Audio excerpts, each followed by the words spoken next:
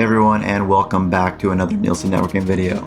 In this video, I am going to cover what I consider to be the most essential Linux commands, along with special flags for those commands that will take the command and your skills to the next level.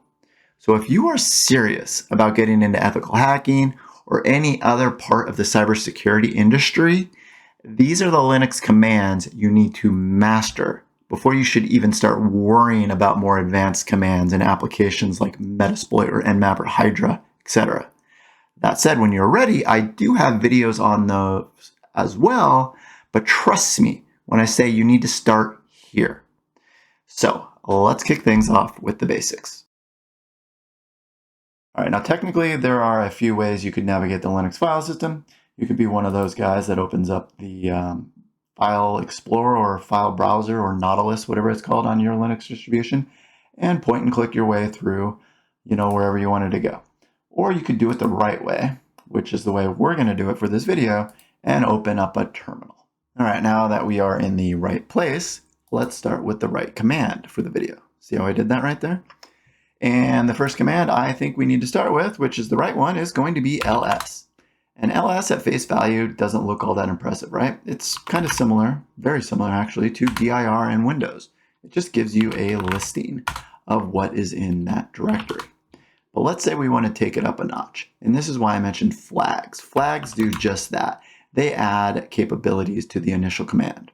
And we're going to start off with the first flag of ls-l, which is actually, I believe, stands for long listing, if anyone cares. And what that's going to do when we hit enter here, it's going to give us a lot more information about the files in that directory. And just a quick rundown of what some of this means. This is going to be L means it's a link. So bin is actually pointing to USR bin. These are going to be your writes. So you're going to get read, write, and execute. And you're going to get the first three are going to be the owner, the group, and then everyone. And then over here, one is the number of items. And then over here, you're going to actually get the owner of that directory or file or whatever it is. And this is going to be the group. So the group would have permission, whatever group this is would have permission to the folder, similar to Windows. Over here is going to be the size, and this is going to be the date it was modified. When you have a D in front of it, it's going to be a directory. Go figure, right? So that is the ls-l command. Let's say we want to soup it up and we want to look for hidden files. You add an A. That's all you have to do. That's for all. And looky here, all these with a period or a dot, whatever you want to call them, those are going to be your hidden files. Those don't show up usually unless you do a -a. Now let's say we wanted to know when were these things last modified. We can do that too. All we do is add on a T. Now it's going to start with the oldest on the bottom with the most recently modified on the top. Pretty cool, right? Pretty easy. Now let's say you wanted to, let's say these were really long numbers and you wanted to know the size of these. Sure, we can do that too. What you're going to do is you're going to add on an H. And again, you could do just ls-lh. You could technically just do a -h, but I don't think you'll like the results. It's always best to have it long listed with the next flag you want to do combined. So ls-lh will give us a long listing, but it also gives us the file size in human readable form.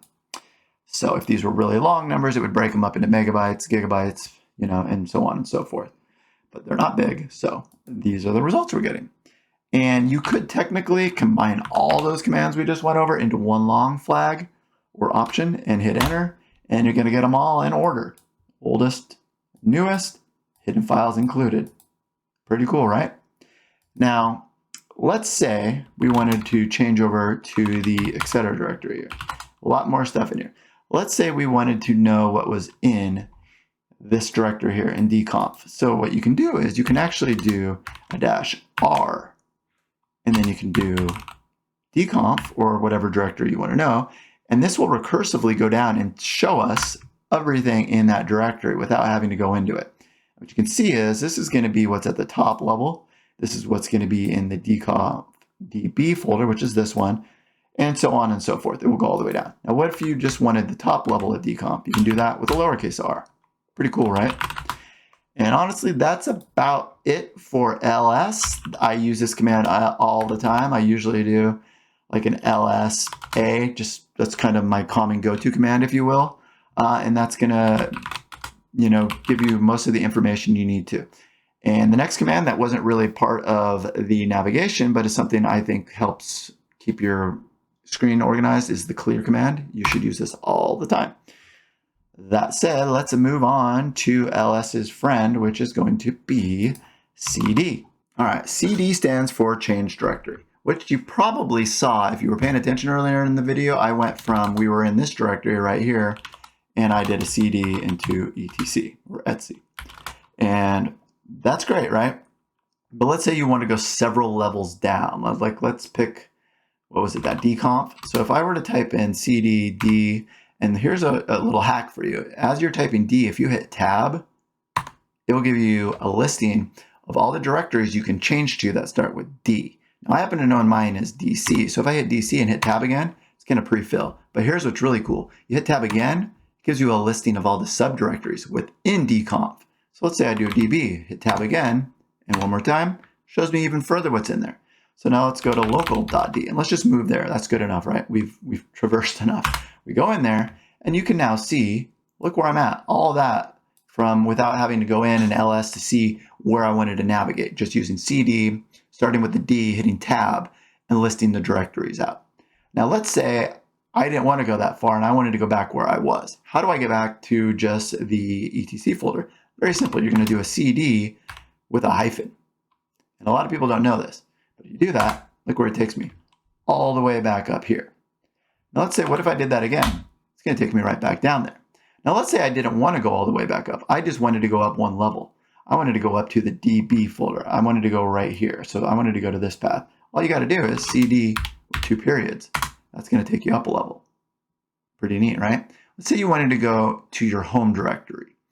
I'm root, so this should take me to /root. So if I do a cd and I hit enter, look where I'm at. I'm in root. And how can I see this if this little tilde here is kind of confusing if I don't really know what that means? Another way to tell what directory you're in, which is actually the command I was going to finish with, which we might as well go over it now, is pwd. Pwd is going to show you your working directory, your current working directory. So again, if we were to go back to, let's just go to etc, and let's go to dconf, let's just go there, that's good enough, right? And then I were to type pwd, it shows me here. Now, I don't really need to do that for the most of the time because it shows me right here, but your version of Linux, depending on what you're on, might not do that. So anyway, those are pretty much the things I wanted to show you that you can do with the cd command. And the next command, that was the last command for navigation, was going to be that pwd command. That's very useful to just throw out when you want to know where you're at. So that said, let's move on. All right, and now that you know how to navigate around the Linux file system, how can we actually manipulate files and directories without breaking them, hopefully? That's the key word, hopefully. And the first thing I want to show you is how to create a blank empty text file, similar to what you would do in Windows by right-clicking and doing new text file, or however you want to create a new text document. So what you do in Linux, we use the command touch. And it's not a joke. You would type in touch, and then you would just name test file 1, test 2, test 3. You can name as many as you want. I'm just going to go with 3, or you could do 1. But you do touch followed by file name, space file name, space file name. Hit enter, and then we can verify they were created with an LSLT. And here you go. These are our blank text documents that were just created. Pretty easy. That's how you would do it. Now let's say we needed to create a test directory. Very similar. All you'd have to do is make dir, and you would just type in directory. dir1, which I already have, so we'll do lowercase, dir2, hit enter, go in here and sort LSLT, and you can see we have our text files that were just created, followed by our test directories. Pretty easy, right? Now let's say we wanted to make several layers of directory at once. That's doable with a flag. So what we would do is make dir-p, and then we could do this, and I'll just use what I had already done. This is a test. Hit enter, and now if we look here, and if we were to go into cd into this, cd into is, cd a, cd test, pwd, you can see it created all of the subdirectories at one time. Pretty cool, right? So now let's say we wanted to go up a level. Again, we can do cd up up. Now here's something I didn't show you, but you can actually do cd up up dash dash twice, and it will actually take you up 2 levels. If you did it 3 times, it would take you up three levels. So that's another way you can navigate around. Last thing, what if we wanted to make a directory and give it certain permissions? Like if you look at our permissions here, they've all been given read and execute for the group and for everyone. What if we wanted to give everyone full rights? Easy to do. You would go mkdir. We would do -m. We would say 777 or whatever mode you wanted to pick. And we would just say test per, we'll say test perm for permission. All right, and now we do an lslt, and you can see, look at this directory. It has full rights in Linux, which was a no-no, by the way.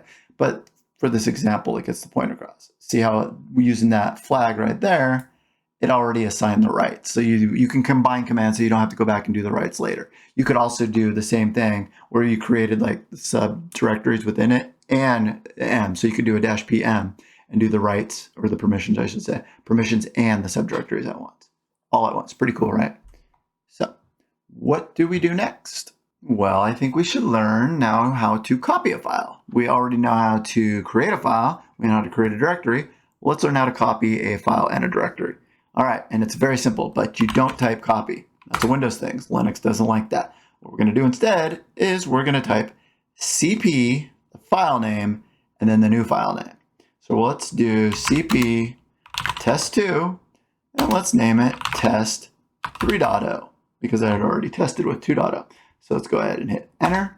And now if we do an lslt, we can see that the most recently modified file was our new one, which is test 3.0. Now what about a directory? If you just try to type or copy a directory, excuse me, like, and you go dir1 and you just try to do dir.new and you do this, it's not going to work. What you need to do is you need to add a flag. So we're going to do cp rf. Now we'll put in dir1 dir.new. Actually, let's keep it lowercase too for consistency here. And now if we do ls ltr, whoops, I don't need the r on there. You can see we have our new file and our new directory. And something cool about when you copy a directory, let's say we have test perm here, right? And it has bad permissions. And for whatever reason, we didn't catch this. But if we were to copy it, cp rf test perm, and we just copied it to test, and you do an lt, it corrects the permissions for you, which is nice because then the group and the everyone doesn't get right permissions. So it does correct it. It's something you probably won't use hardly ever because hopefully you would never have created a folder with the incorrect permissions. But it's something that kind of corrects something so it doesn't snowball, if you will, where you're not getting like cascading folders and files with wrong directories. So that's pretty cool. Not much else. If you you wanted to copy a folder, like let's say, what was the one we did? We did, yeah, so if we do lsltr for recursive to this, we could see, okay, was it not? Is it an uppercase R? This. Okay, so we can see that this folder, this folder, that sounds weird to say, has a lot of subdirectories because remember we created that with this as a test. So if we wanted to copy that, you just use the same command, rf, but you put an uppercase R and F, and then you would do this, and we would copy it to this.test. And now if we go here, whoops, we go here, you can see this.test, and if we were to do ls-r to this.test, you can see all the subdirectories as well. So that's how you could copy recursively as well. So that is how you copy. Now, how do we remove things? Well, we remove things by using the rm command. But first, let me get a listing of what we have here. All right, so let's say I wanted to remove the file 1. I would just do rm1. Now if we do an ls lt again, 1 is gone. What if I wanted to delete that directory? Can I just do an rm this.test? No. It tells me this is a directory. So how do I get rid of it? We call back in our friends rf. This is a test. Now I have to warn you, be very careful with this command, because if you use this and you happen to put something like /that will literally delete your entire operating system. So don't use this unless you know what you're doing. But I'm going to do this recursively and I'm going to force it because I know what I'm doing. And you do too, especially after watching this video. So what we're going to do now is we're going to get rid of the other directory. So let's say I wanted to get rid of multiple things at once. Let's get rid of the directory and the files at the same time. So let's do rm rf. We're going to do dir.new. Then we do 2, 3, 4, 5. I'm also going to do test perm. I'm going to get rid of this. I'm going to get rid of directory 1, directory 2. Good, hit enter. Now I'm going to do LT. And look, they're all gone. Now what if I wanted to delete everything with the word test in it? I would do rm and I would do test with an asterisk. Go back here, LT, all gone. What if I wanted to delete everything with dir in it? Remember, I can't just do dir asterisk here because those are directories. I got to do -rf. And all that is left is comment, follow, like, and subscribe. I don't know what that has to do with anything, but it just happened to work out that way.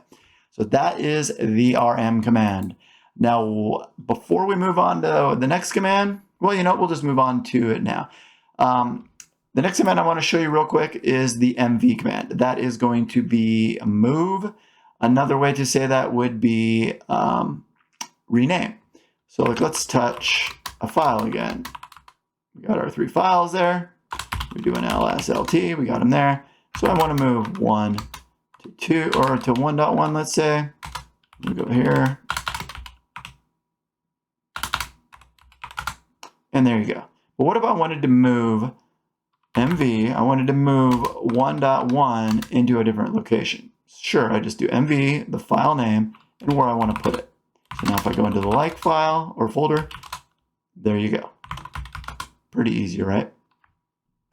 And I think that does it for rm and mv. There's nothing really fancy with mv.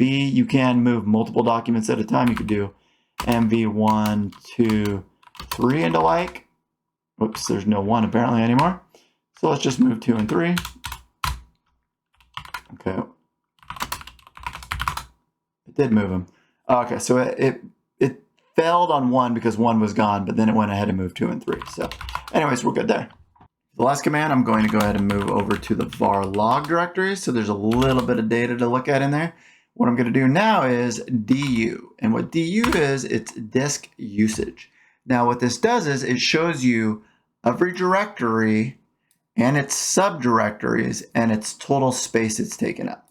Now we can make this much easier on the eyes by doing a -h. You do that, it becomes human readable. Now let's say we wanted a summary for the whole entire directory. Sure, you can do that. You just throw on an S, excuse me, which is the same as looking right here.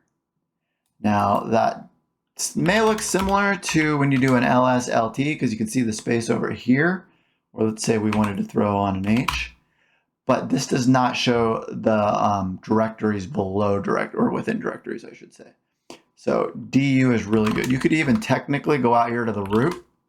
And let's just say I wanted to go into, well, you know what, we'll just do it right here. What if we do sh right here? Because if I do an ls/lt, human readable, you know, it doesn't show me anywhere near the total size of what this is actually taking, but du will. So I'll do it, and I'll pause here for a second while it does this. Oh, well, okay, that's much quicker than I thought. So total space I'm taking up on this installation is 32 gigs. So that's helpful if you want to, you know, you're going in a folder and you need to know how big it is. You can just go in there and do that. It's similar to right-clicking on a folder and going to properties and then waiting for the calculation to give you the size. So with that said, we are going to move on to a different segment. All right, you probably remember me complaining earlier in the video about file permissions not being correct and how they could cause a big problem, yada, yada, yada. And many of you were probably thinking, well, how do we resolve that? And that's what we're going to go over right now. We're not going to take too deep of a dive on permissions, but we are going to go over how to fix permissions using a few commands. That said, let's take a look at what we got in here. And I went ahead and I created another bad folder with bad permissions. And then I have 3 files here with good permissions. I should have named them good, but I didn't. So we'll work with what we got here. So how do we, first of all, what does this exactly mean? Real quick revamp in case you missed it at the beginning. D stands for directory, hyphen stands for a file. First 3 are going to be the permissions for the owner, which also shows up right here. So it's root. Next one is going to be the group. These 3 are group. Last 3 is going to be for everyone else or other users or all other users, however you want to say it. It pretty much is the equivalent to the everyone group in Windows. And RW is going to be read and write. So this group, or this owner, I'm sorry, which is root, has access to read and write. Everyone else, the group and the users, just have read access. Now down here, everyone, the owner, the group, and everyone else has read, write, and execute, which can be bad because that means anyone has full access to this file, or this folder, I should say, this directory. You don't want that. So how do we fix it? All right, we're going to use the good old chmod command. And as you can see here, because it's so nice and pre-filled it for us, you're going to want to do either user, which is going to be the owner, which would be root, group, which is going to be right here, the next one, or other, which is going to be the last 3. You're going to select one of those. We'll just go ahead and we'll do other. And then what you're going to want to do is you're either going to want a plus or you're going to want a minus, the permission you want to take away or add. Since we're going to do a folder that we want to take away, write and execute, for other, we're going to go ahead and do that. And then all we do is type in the folder name or directory name. And now if we go back here and do lslt, you go over to bad and look at it. We fixed the permissions for the other group. So now only root, which is the same root, has right to do that. But let's say we wanted to actually take that away for the group as well. You just add G for group, go ahead and throw it in there. Whoops, check it out again. And the bad is not so bad anymore, right? Cool. Now let's say we did have a file that we wanted to allow to be executed. Sure, you would do the same thing. You would do chmod, and we would do, we want to give the group execute rights. And what you would do is you would do plus, and you put an X. And then you would do whatever. Let's do 1 and 3. Whoops, 1 and 3. You'd have to put a space there. And now if we look at it, you can see they've turned green, 1 and 3. And under the group permission, they have execute rights, meaning they could be executed. So you could do a /1 and run it if there were something in there. There's not, but if there were something nefarious in there, you would be in trouble. That is why you don't want to set the permissions that way.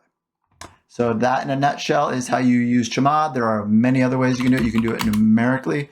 So I can do a 777 for number 2 here. And then if I look at 2, it has full rights to everything. It's bad again. We should MV2 to bad, right? So now it's listed correctly as it should be because it's set up incorrectly. You would never want that to happen because anyone could go in there, modify that file to be whatever it wanted, save it because it has write permissions, and then run it. That's a no-no. Now, what if I wanted to change the ownership of the file? What if I had a file or a directory that I wanted to, instead of root, which I don't really want to ever do, I wanted to change that to, say, just my standard user. That's pretty easy to do. What you're going to do is you're going to do chown, change ownership, and you're going to do, first you're going to do the owner. So I'm going to do nnkali user, and how nice it's pre-filled it for me here. Then you would put, let's say I just wanted to change just the owner. I would put 1 here, and then if you go here and you do an LT, you can see the owner has been changed, but the group is still root. Now what if I just wanted to change the group? Well, you would just keep it the same. So let's go ahead and do root, and then we'll just change users. And we'll do this for 2 and 3. Whoops. Let's see here. Where did 2 go? Did I not have a 2? Oh, I removed 2 and made it bad. That's bad on me. So now if we do LT and we look at it, we can see that now root, the user has access to read and write, but the group users has read and execute rights, which is probably not a good idea. All right, so we've gone over how to create, delete, change the name, move the location, all that stuff of text files and directories for that matter. But what about if you just wanted to quickly view a text file? Well, that is where the next command comes in, and that command is known as cat, C-A-T. So how does cat work? Well, first of all, we need to see what we have to play with here. So we have 4 files. So how cat works is it will display the contents of a file by simply typing in the word cat and then the file name. There you go. You can see here's the output of that file. You could do that for the other files. Now, to take cat up to the next level, you can actually use it to combine 2 files. So you can do cat file1 or file2, we'll start with, I guess, and file1. And then you would use the redirect or greater than sign. And we're going to redirect it into file5. And you would go ahead and hit enter. And now if we do cat file5, you can see what's there. You got, this is file2, this is file1. And now what's really cool about cat, let's say you decided you wanted to throw another file. You wanted to append the existing file5. You can do that totally. You can actually do, let's say, cat file3, but then you would put 2 greater than signs, and you would put file5. Now if we go and do cat file5, you can see we got file2, file1, and now file3 that we just told it to append to. So pretty cool. It's pretty powerful. I use it all the time. Like let's say you were in the Etsy directory that has a lot of configuration files and you wanted to know, I don't know, what's in my cron tab file. You would just do cat cron tab and boom, you get the display right there. It's a lot easier than opening up like VI or Nano. If you just want a quick at a glance to see what's even in a file, you know, you could do it again. Let's say you wanted to know, let's say we don't want to do something that's gonna, give too much away about my secret operating system here. But let's say you wanted to do, you can just do group for fun. You do group, you look in there. So you can see there's not a lot you can't see with this. The only thing you wouldn't be able to see, and you'd still be able to see it, would be like encrypted files. It would just come up, with a bunch of scrambled information. But it's a really powerful tool and or command, and I use it all the time. And we're going to move back to the lab by doing our CD with the hyphen. Pretty powerful there too. So let's see what else we can do here. All right, logically, I guess it makes sense to do tail, like T-A-I-L. So tail is similar in a way to cat, but tail can be used to show the end of a file, which is really powerful when you want to look just at the most current entries and say a log file. We'll test it right here. We'll do a tail and we'll do file5. It's going to show you just the last 10 lines by default. Now you can change how many lines it's going to put out by doing a -n, and let's just say 15. And now if we compare the output versus the default, you can see you get 15 lines. So that's pretty cool. You can change that, number to whatever you want. You can also, which is pretty cool here, and let's see if we can pull this off here. So what we can actually do is we can, let's do this. Let's just do touch 1 and 2 here. And what we'll do is you can do a tail with a -f, and we'll do it on 1. Okay. And what that's gonna, we gotta SU over to root here. Bear with me here a second. And let's clear here. And let's go to there. And let's touch 1 and 2 here. All right, now let's try to tail that. All right, so what the -f is going to do, and this is what's really great for log files and wanting to get continuous updates, this will give us anything that is added to the file. So what we're going to do is we are now actually going to cat, let's just do, what did we have, file2, and we'll redirect that into 1. And as you redirect it, you can see it's updated. So what this is doing is it's giving you real time. Let's say now we did file1 and file2 into it. It's giving you real time information of what's being added to that log file continuously until you go over and do a Control-C to kill it. So that for like system administrators or just, when you're running a port scan and you want to see the results immediately that's showing up there, boom, you run a tail on that, tail-f, and you're going to get a continuous output of that log, which is super powerful. So that said, let's get out of here. Let's go on and move to tail's brother, which is head, which is going to be the opposite of tail. So you would do head, and you would do 1, and you're going to get the first 10 of a file. And again, you could do head -n with a number that you wanted, and you'd get the output for just those. Well, why don't we just do it so you can see what I'm talking about? Let's say you wanted 15. You'd get the first 15. So tail is the end, head is the beginning. Got it?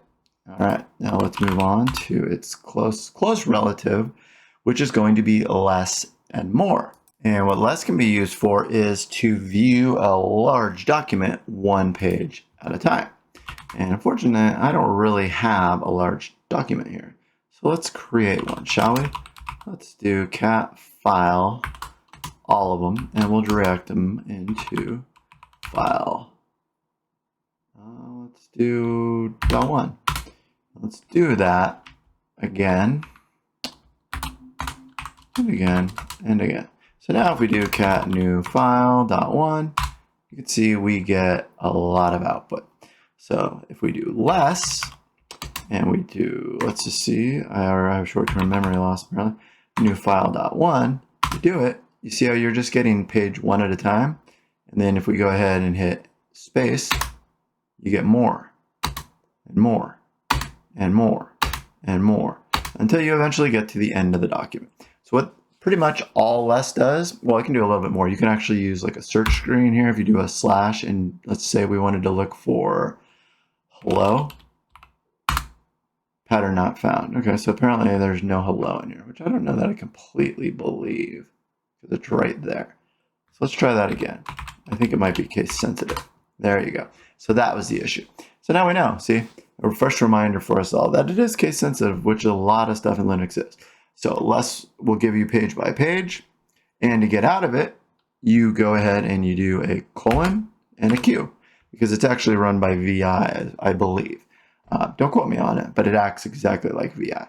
So that is how you use less, right? And really, really closely related to our friend less is more. But honestly, I would just use less because they're almost the identical command. One just is a little scaled down, which is more is supposed to be a scaled down version of less. When I say scaled down, I think it just doesn't have a few of the features that I don't even use, so I can't tell you off the top of my head. I would just use less. But I believe more, when you scroll through it, it gives you like, yeah, see, it gives you a little percentage counter here, and I think it just quits out when you're done. It doesn't make you do like Control Q and all that to get out of. So I don't think you get the full like features that you would if you were actually using less, because less seems to invoke VI a little bit more, where you have to quit out of it. But they both work if you just want to view a long document one page at a time. You could also do like cat new file 1, and then you could pipe it and do more and kind of get similar, but you can't do searches doing that command. So, that's why you would want to go ahead and use less. And to be full transparency, I always just use less. So anyways, let's move on and check out some text editors. All right, and nowadays there are quite a lot of editors. There's gedit, there's nano, there's vi.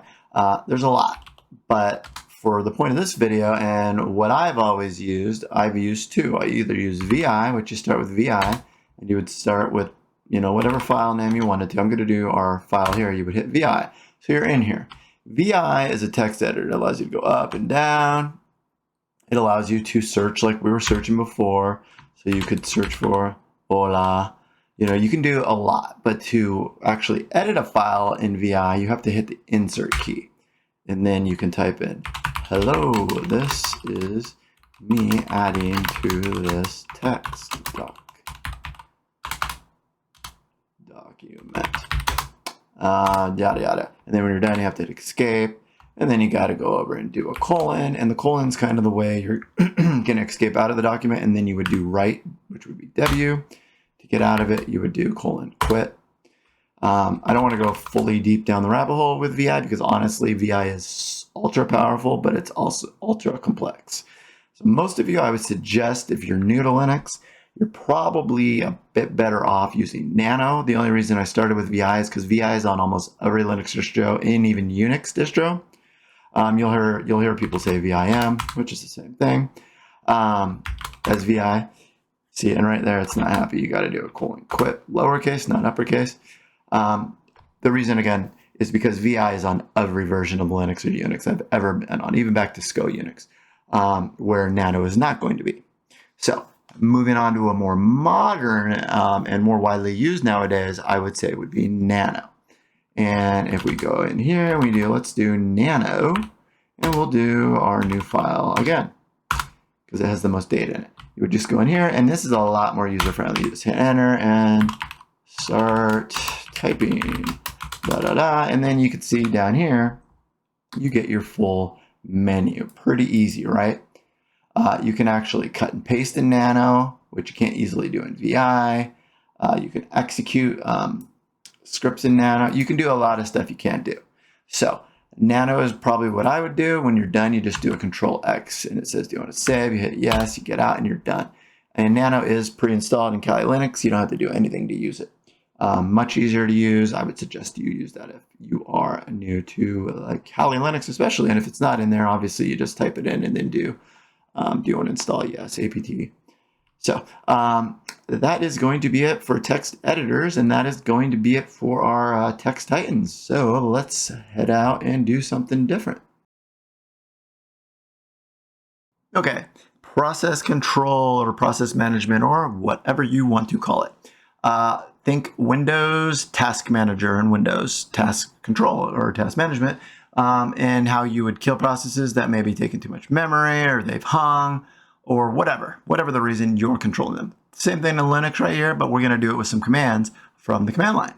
And what we're going to start off with is the command that is known as ps. You hit ps, you get a return of just the processes for the current user, which is root, on this terminal. So you're going to get su when I su'd into this root shell, zsh, which is the shell itself, and then ps, which is the command I just ran. That's cool. Not the most useful unless you were looking for something specific this terminal was hung on. But if that were the case, you probably wouldn't even been able to run that command. So what is the best command you can be using, or the best flags you can be using for this command to soup it up a little bit? It's going to be AUX. And this is what you're going to want to use probably for 90% of the time when you're doing PS. There's a couple other things you can do, like a PSE or a PSF. But AUX honestly encompasses all that. It might be a little overwhelming, is the only reason you wouldn't want to use it. But I would suggest you get used to using it. And let me explain to you what all this means when you hit it. So you got PS AUX, and you're going to have your user. This is the user of the process. This is a process ID right here. CPU is going to be how much CPU the process is taking, how much memory it's taking.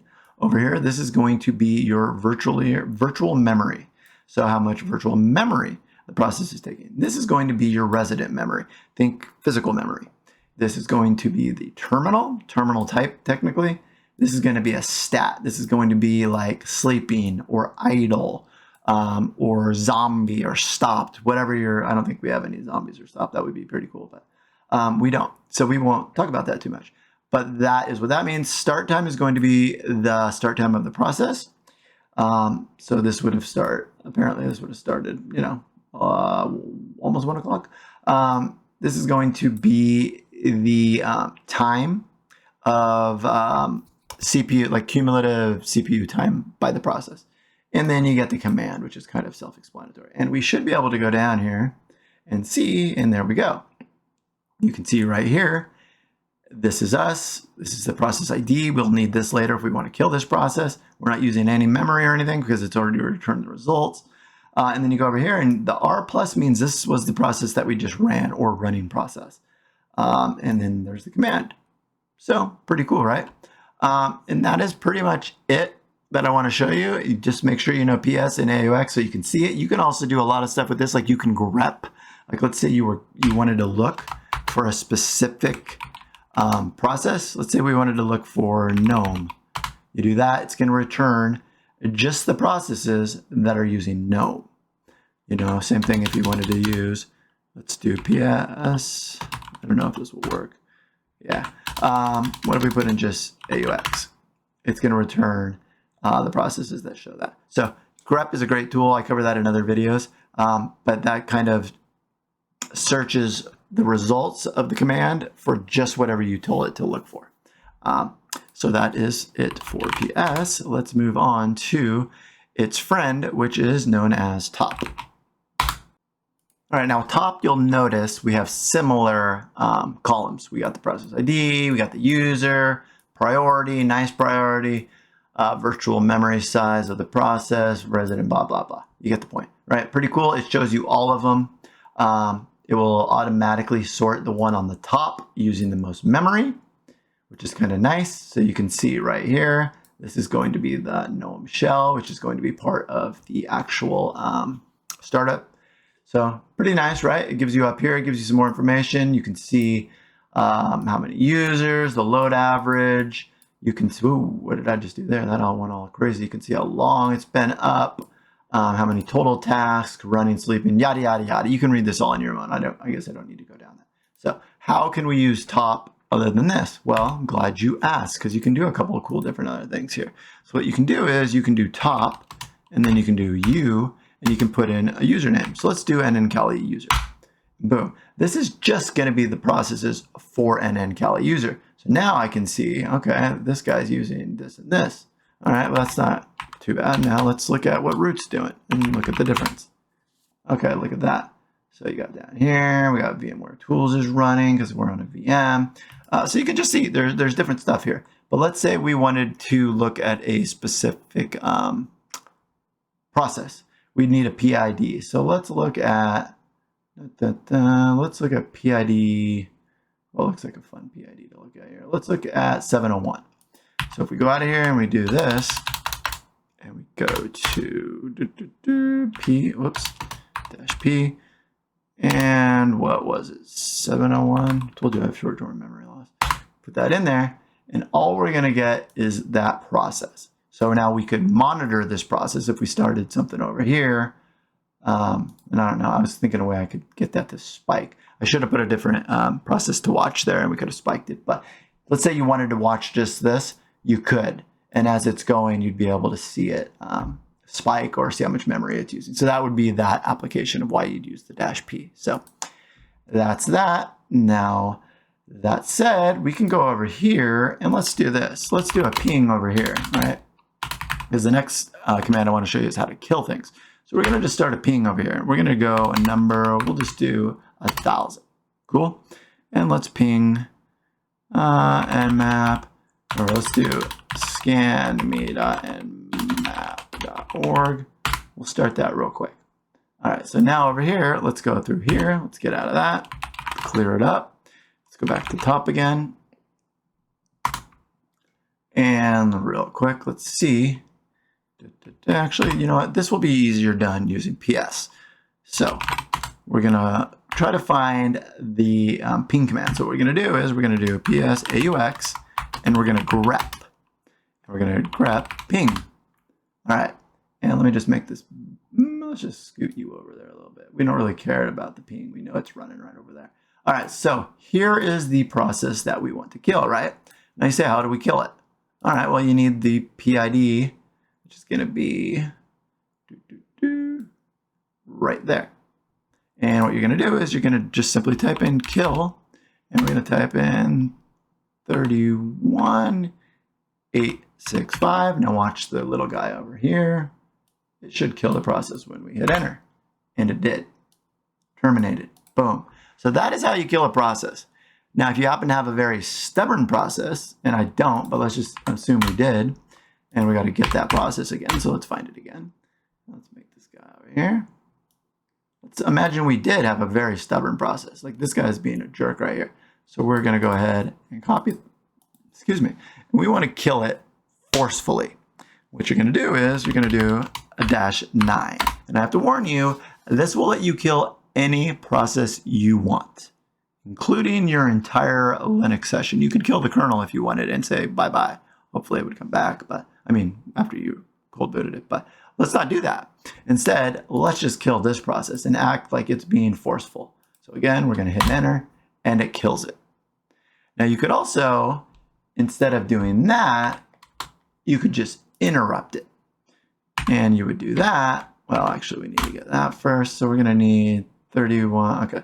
So what we're going to do is we're going to change this 929. We're going to change it to 2. And what that does is it interrupts it, which is similar to killing it in a way, but it's a little more gentle, if you will. And that's pretty much how you're going to kill processes. And again, just be very careful with how you use kill-9, because honestly, it will let you kill anything you want, and it might even kill your whole install if you do that. So let's not do that. All right, we're going to change gears real quick. We're still sticking with processes, but now instead of killing things, we're going to be nicer. We're just going to hide them. We're going to put them in the background, right? They're going to be like stagehands instead of, the main actors and actresses. So what we're going to do is we're going to bring up a ping again here. And we'll just go with this one. We'll DDoS ourselves, right? That sounds fun. Throw that into the background by using this ampersand at the end of the command. So whatever command I run, if I put the ampersand at the end, it goes into the background. Now I have access to this terminal. And you can verify that it's actually running in the background by going over here. And you can look and see right here. It is now running in the background. But you can also just type in jobs and see it's running in the background right there. So how do we get this back to the front? And let's back up for a second. Why would we even want to do this? The main reason you'd want to do it is because you didn't want to open another terminal window. Or let's say you didn't have a proper emulator like you should. And if you don't, you should go get this one. It's called Tilix, I think it's pronounced. And it's awesome. It allows you to put as many of these as you want right within the window. And it's beautiful. It's a beautiful thing. So let's say, anyway, we wanted to bring this up to the front so we could terminate it. Obviously, we know we could kill it, right? And killing, we're trying to avoid that. So we want to do this a more humane way. So what we're going to do is we're going to type in FG. And it's right there. And if we were to Control-C it, it would kill it out. If you had multiple jobs, you'd get a listing of them. Like, let's just do that for fun. Put that one in the background. And here, let's do nielsennetworking.com.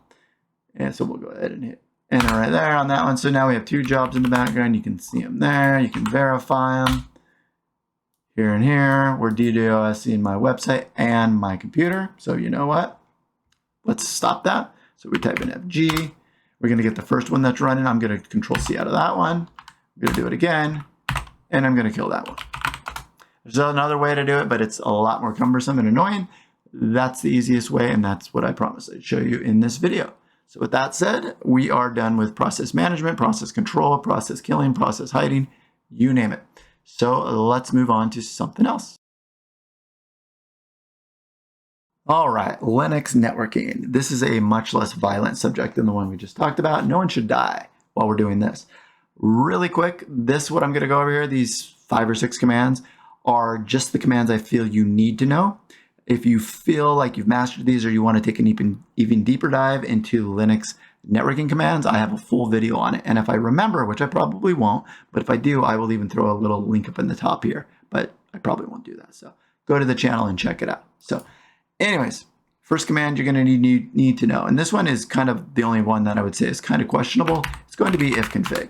The reason I say that is because there's rumor this is going to be going away. It's already kind of deprecated and been replaced, but it's still good if you just want to really quickly get a return of your IP address, like you didn't know what it was and you didn't remember the other command, because those of you that use Windows, ifconfig is very similar to ipconfig because Windows not that original apparently, but it at least gives you those results. The new boy or the new girl on school is IP. Hit IP, you're going to get the whole results. This is going to be replacing ifconfig apparently. And what you can do with that is a lot. But for the point of this video and what you really need to know at this point for most everyone is going to be how to see your IP address. You can do that, or you can be efficient and just do the A. Cool, we got our IP address, we got our host, not our host, we got our, we know this is a/24, which is 255.255.0. You got your broadcast, you got your MAC address, you got everything, you even got IPv6. Cool, right? Let's say we wanted to know what our default gateway was. How do we do that? Well, you type in IP route, and you could just do show, but we want to do, we want to show our default. And that's just going to return our default gateway, which is going to be right here. This is going to also show you that that's for device ETH0, which is the only physical, well, it's virtual, so as physical as it gets, That's the only Ethernet I have set up on this box. And then over here, you can see it even gave us DHCP, which is a DHCP lease. And this is my IP with a metric of 100 if you care, which really doesn't matter. So that's that. That pretty much gives you all the information you need there. But what if you wanted to add a route? Okay, I'm glad you asked. How you would do that is you would do IP route and you would do add. And luckily this pre-filled here because I don't know that I would remember how to do every little thing off the top of my head here. So I'd probably make a mistake along the way, but I won't this time because it's already here. So you would do IP address or IP route add. And this is going to be the route or the, not the route, this is going to be the subnet you wanted to add. And this is going to be the gateway, how you're going to get there. And this is going to be on which interface. And this isn't going to work for me because as you can see, I'm 192.168.234. I mean, we could if this, no, I'm not, you know what? I'm not going to do that right now because I don't want to risk blowing up anything. You hit enter, it gives you an out. But anyways, it would work if you set it up correctly and you actually gave it the correct network you wanted to go to and the correct gateway to get there. Now, last thing I want to show you is how do you add an IP address? Okay, we can do that too. So you would do IP addr add. And I'm going to go ahead and add 192.168.234.7. And I'm going to give it a /24 and I'm going to tell it to do it on device ETH0. Boom. How do we know it worked? We just do IPA. And now we go here and we got both. Great. So technically now we could turn off our static, or I mean our dynamic DHCP and just use a static IP. But I'm not going to do that. I don't need to do that. So how do we get rid of it? Okay, simple.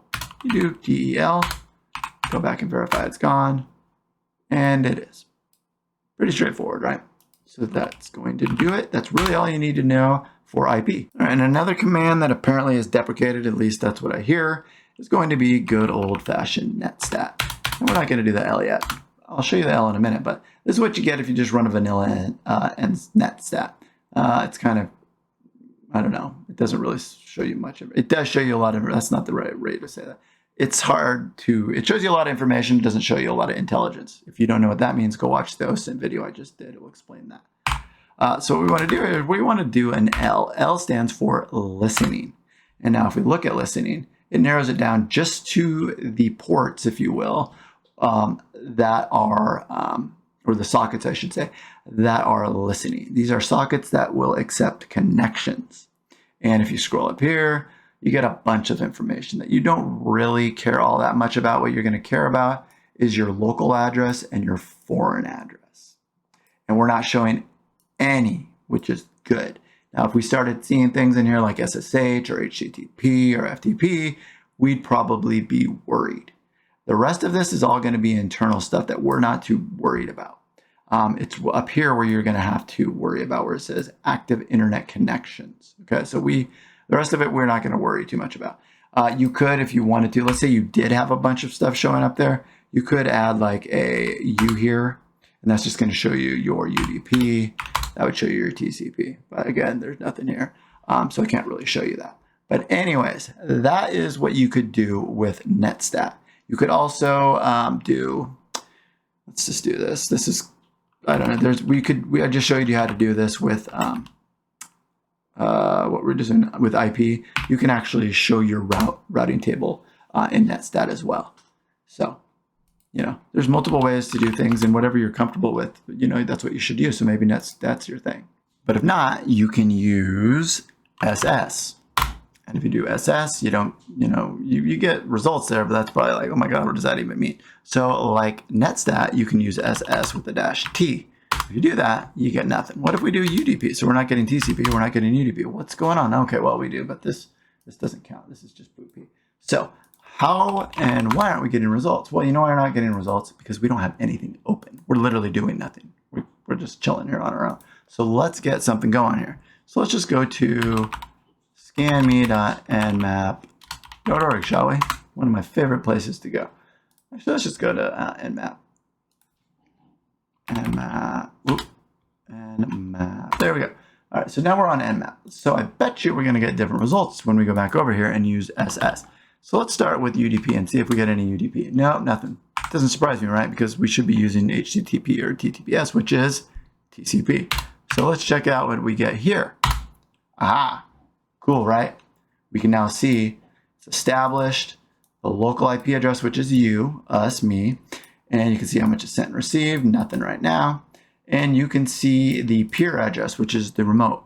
But let's say we wanted to know what the actual process was that was using this. Okay, we know the protocol and the port and all that. That's great and dandy and happy, but we wanted to know the process. Just add a P, TP, and there you can go. It's Firefox. Pretty cool, right?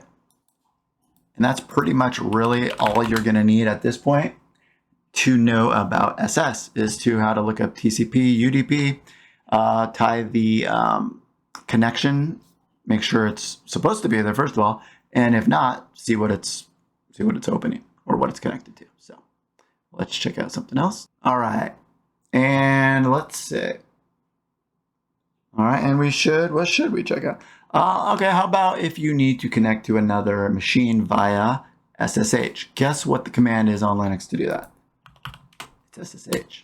You hit enter, you're gonna get a whole menu grab. You don't really care about that. So what you would wanna do now is you could either just do SSH and type in the address, 1.2.3.4. Obviously that's not gonna work for me.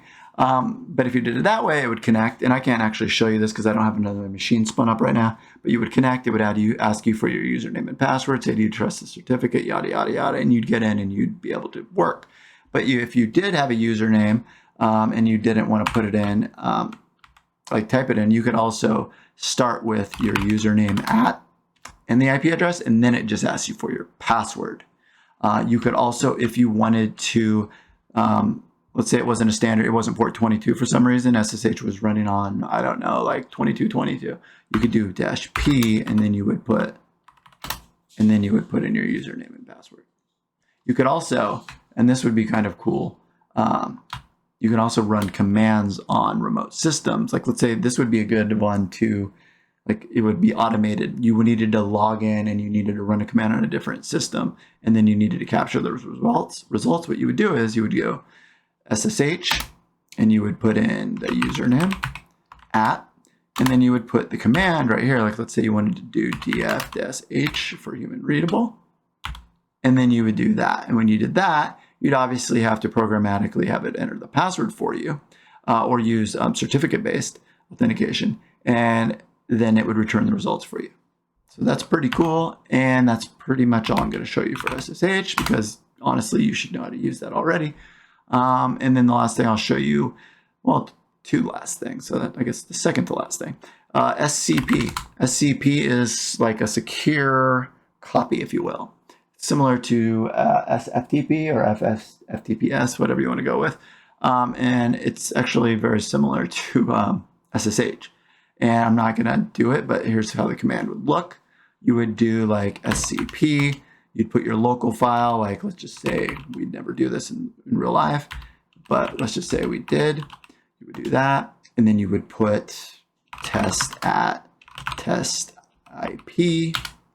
and then you would put a colon, and you would put the /directory that you wanted to move the file to. So that would allow you to copy up a file. To pull it down is a little bit different, but honestly, this isn't the best way to do it anyway, but I just did want you to be aware that SCP is a secure copy and it is out there. Last thing is rsync. I have an entire video on rsync. I love rsync. Rsync gives you the capability to copy a current either file, directory, entire mounted volumes to another location. You can actually in Linux you can mount a Windows server, and you can use rsync to copy that Windows server onto Linux. You can copy Linux onto Windows. It can do everything. And the coolest thing is you can set it up where it will set up either like a mirror copy, meaning if someone on Windows deletes it, it will delete it on Linux, vice versa. You can have it say Linux is the master, everything else gets deleted. It's ultra powerful and ultra awesome. And I love it so much I created a video on it. And again, that's in the channel. Again, if I remember to do it, which I probably won't, I'll link it up top, but check it out further. rsync is a great tool. And with that said, let's go check something else out. All right, checking under the hood. This will be the shortest section of this entire video. There's only 2 commands in it, but they're important commands. And the first one is going to be uname -a. You need to do the -a, otherwise you can just do uname, but that's just going to tell you what the operating system is. So that's pretty easy, right? So let's do the -a. And what is this going to do for us? It's going to tell you the operating system. It's going to tell you the host name. It's going to give you the kernel release right here. It's also going to give you the operating system version. It's also then going to give you the, which is right here, the operating system version. And then it's going to give you the hardware architecture, which is right here. So I know some of you may be like, well, what do I even care about that? Well, you may get asked, what kernel are you on? Or what version of Kali are you on? Yada, yada, yada. And that's why that's important. And another thing that's important is you need to know how much space you have left on your drives, right? And how do we do that? Well, it's really, really simple. What we're going to do is we're going to use the command known as df. You go ahead and hit enter. And what you're going to get is you're going to get your file system. You're going to get the used, the available, even a nice percentage. You're going to get to see where it's mounted on. So you can see right here, it's the root where most of my stuff is mounted, and it's at 15%. So how can we take this command and pump it up a little bit? Well, we could make this easier to read, right? And we throw in the H. Now we're getting human readable. Much nicer, right? The only other thing we could do, really, and that I would suggest you do sometimes, if you wanted a little more detail, you can add the -t, and it adds, like sometimes the file system here doesn't give you the complete type of, like now see it down here how SDA1 is showing us that this is an ext4 file system. Sometimes you're not going to get it. It just happened in this example. It showed most of it, but luckily it did actually do a little bit more here, which is nice. So it makes it just a little more informative. So that said, we are done checking under the hood. And don't get too excited. I'm actually not going to show you where to find your exploits. That's your problem. But I will show you how to find anything else. And all you're going to do is use the find command. Imagine that. So that's the find command. Now, what if I wanted to look for something? So let's just say I wanted to look for, and let's just go in the home directory. So you would type in the word find, which is the command, and then you would need to type in the directory you wanted to look for. At least you could do, technically you could do / here, and that would check everything, but that might take a really long time. So I'm going to try to narrow it down here. I'm going to put it in home, and then you would do name, and then you would do the file name. And the file name, let's just put, I think I have something called yippee. Let's see here, if we put an asterisk, and I get a result. Okay, nothing. So you know what, let's try this because I may not have that file. Let's try to just look for JPEGs. So let's do that, and there you go. I do have a JPEG at least in there. I thought I had another file on my desktop named yippee doodom, but apparently I don't. Now, what if you wanted to, you could search for any document. You could look for shell. I don't think I have any there. Let's just look in. Do I have a scripts directory on this? I don't think I even have that directory here. Yeah. So how about this? We wanted to look for something that's .conf, and we wanted to do it here. That's going to give us all the documents that end with the .conf extension. So that is how you can do it. It's really quick. Now, what if you wanted to do something and you wanted to say, let's try this. We'll do this. I don't know that this will work. Let's try. Again, this may not work. We're going wild right here. What we're going to do is we're not going to do a name search. We're just going to, actually, we need to do var. Let's just do, no, let's go into log. I don't want to blow something up. And what we're going to do is we're going to then do the -size. We're looking for something, a certain amount of size. So let's just say we want to only return the results that are over 1 megabyte. So if we go ahead and hit enter, it's going to give us the results. All these apparently are over 1 megabyte. And let's verify that by adding a 10 here and see if any of them taper off. All of them tapered off but 1. So that is how you could search by size. That's pretty helpful when you want to know, okay, where are all my big items taking up all my space, right? Last thing I'll show you here, you can actually do find, and you would do, let's do var, oops, not car, let's do var log again, and let's go ahead and do a -m time, and that's going to be modified time, and then you'll want to put a time. So I'm going to do, let's do 30 days. So you're going to get a result. So let's say I change this to within 1 day. I'm only going to get less. Or you wanted to see within 100 days. You're going to get more. So that is how you would do it. It's pretty helpful. So there's also another tool that you can use to search with. And that tool is none other than our friend grep. As you remember, grep can be used to pull results out of commands. It can also be used to pull results out of files. And I'm going to move us over here to the var log real quick for this example. So now if I do a grep here, and I want to grep, let's grep for failure, or fail. And we go ahead and do that. And I'm going to get all the log files, and you can see they're different. Like right here, this must have been I failed to set up a temporary directory. Or actually probably the process did. But anyway, you get the point. And then over here, you can see there's other things that failed. But what if we wanted to look for just fail? Same result. What if we wanted to look for successfully? Because we got to win occasionally, right? And there you go. We win more than we fail, which is positive. We want to do that. So you could go in and you could search entire directories full of text files, other documents that aren't encrypted and get those results. So it's pretty powerful, especially if you were searching a bunch of log files and you didn't want to go through them one at a time. So that said, let's move on. All right, and the last two commands I want to show you for this segment are going to be the tar and gzip command. And those commands are going to allow you to archive files. So let's say you had like 20 files and you wanted to put them all in one archive. Think like a folder and a zip. But the tar does not actually compress. That's what the gzip does. The gzip is kind of like a regular zip on a Windows desktop or wherever where you would right click and send a compressed file. Only I believe the compression is much greater on the gzip. Could be wrong, don't mark my words, but I believe that's the case. So anyways, enough talking. I have moved over to the var log directory because there's more data there. And let's see what we got. So what we're going to do as our first example here, we're going to tar all of these files. So I'm going to go ahead and get a copy right here. Hopefully it copied the example I did earlier when I was testing this, but if not, I wanted to be able to do it again. So you're going to do a tar as the command, obviously, and then you're going to need to archive and gzip. We're going to go with czf, and it did keep this from earlier. So you would do tar-czf, and then you would put the name of whatever you wanted to call the archive, and then you put a .tar, which is going to be the archive, and then a .gzip. Now you don't have to add the gzip. I'm doing the gzip to show you that we can tar and archive at the same time. And then what I'm doing here is I'm cheating. I'm taking the VM network, which is going to be right here, and then I'm using an asterisk so it will encompass 1, 2, 3 and all that, so I don't have to do this one at a time.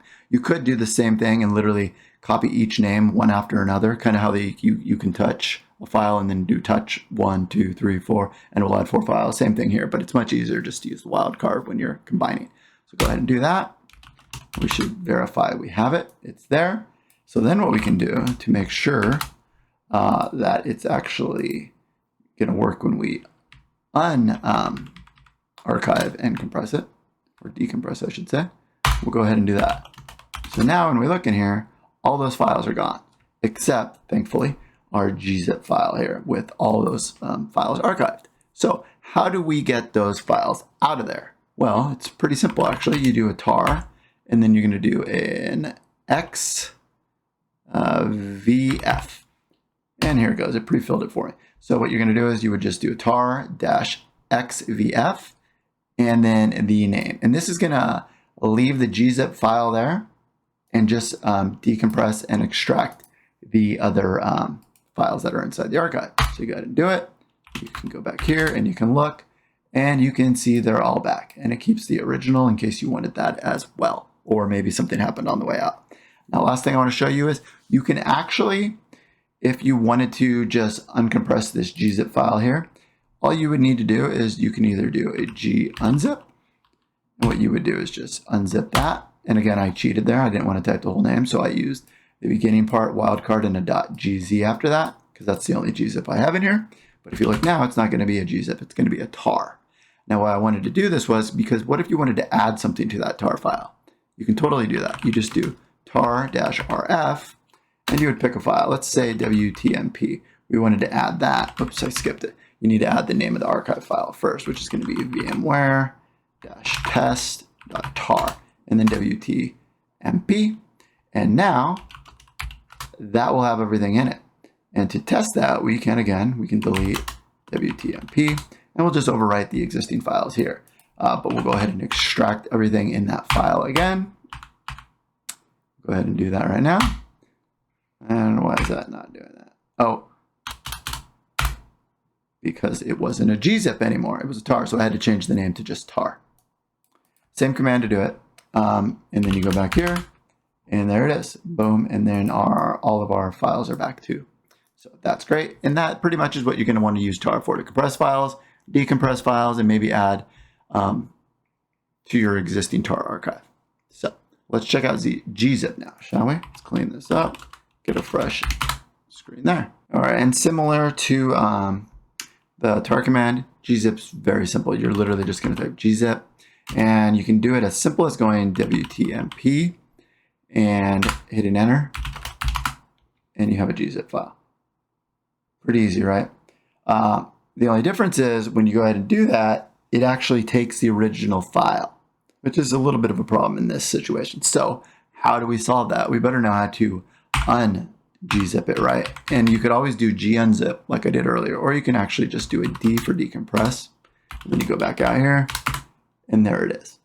So what if we wanted to do multiple files? You say, all right, well, you just do a gzip, and let's play test log.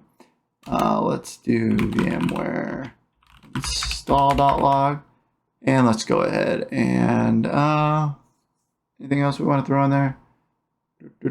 No, I think that's good. So let's go ahead and do that. Go ahead and do an ls, and you can see it did that again. So let's go ahead and decompress those. But what we're going to do here, we'll just go ahead and do a star.gz and get them all at once. And then we go back here, and they're all decompressed. Pretty simple. Let's just do one more test of gzipping a wtmp, right? And then, well, I need multiple things to do it. But let's actually here, let's gunzip star.gz. And then let's do this. Let's go ahead and gzip the .tar file here. And what I want to show you here is if we do a gzip, if I could write gzip, and then I want to do an L.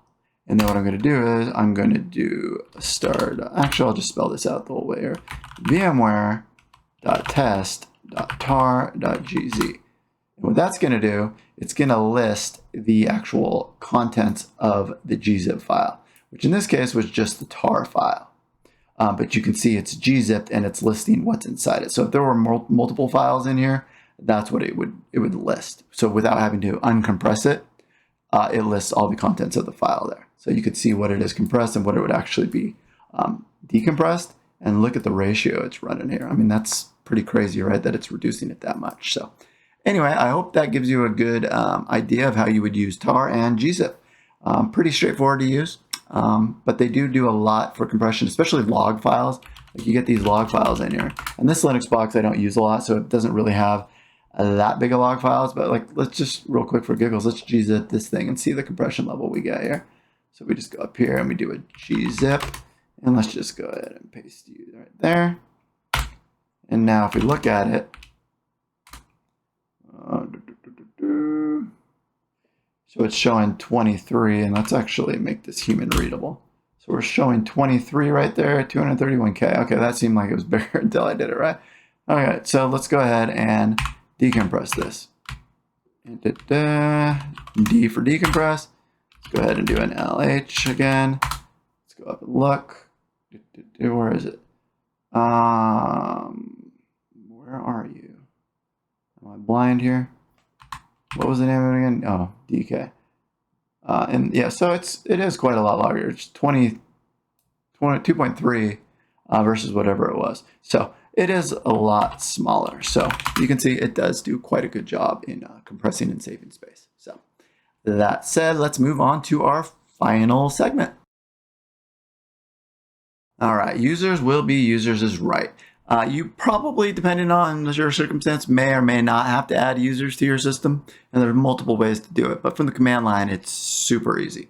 If you're root, you don't even have to do a sudo. If you're not root, you're going to need a sudo to run this command.